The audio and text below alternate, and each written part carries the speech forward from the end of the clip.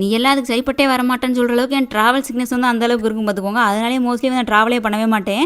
அது இந்த தடவை வெக்கேஷனில் தான் பார்த்தீங்கன்னா அதிகபட்ச ட்ராவல் ஆகி போச்சு. ஒரு நாள் கூட வீட்டில் நிம்மதியாக உட்காரல பார்த்துக்கோங்க. அந்தளவுக்கு சுற்றிக்கிட்டே இருக்கிற மாதிரி ஆயிடுச்சு.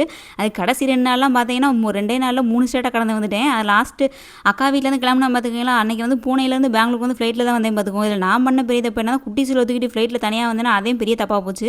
இங்கேருந்து லண்டன் வரைக்கும் கூட போயிருக்கேன். 12 மணி நேரம் தனியாக போனேன் பார்த்துக்கோங்க. அப்போ கூட ஒன்றும் தெரியல. இந்த 2 மணி நேரத்தில் இந்த குழந்தைய ஊற்றிட்டு வந்தது பார்த்தீங்கன்னா எப்படா லேண்ட் ஆக்குவாங்க நம்ம இறங்கி ஓடுவோம் தான் இருந்துச்சு அதுவும். அந்தளவுக்கு லட்சம் கடைசியாக ஒரு வழியாக எங்கள் வீட்டுக்கார் வந்து எங்களுக்கு பிக்கப் பண்ண வந்துட்டாங்க பார்த்துங்க. அப்போதே உசப்பான் இருந்துச்சு. அது வரைக்கும் பார்த்தீங்கன்னா இதுகளுக்கு காது வலி வேறு வந்துருச்சா ஃப்ளைட்டில் ஏறினோடனேவும் அதனால் ரொம்ப வந்து கஷ்டப்பட்டுருச்சு பிள்ளைகளுமேவும். அதுக்கப்புறம் அங்கேருந்து பார்த்தீங்கன்னா ஒரு 3 ஹவர்ஸ் கழிச்சு மதுரைக்கு வந்து பஸ் இருந்துச்சு. அங்கேருந்து மதுரைக்கு வந்து கிளம்பியாச்சு.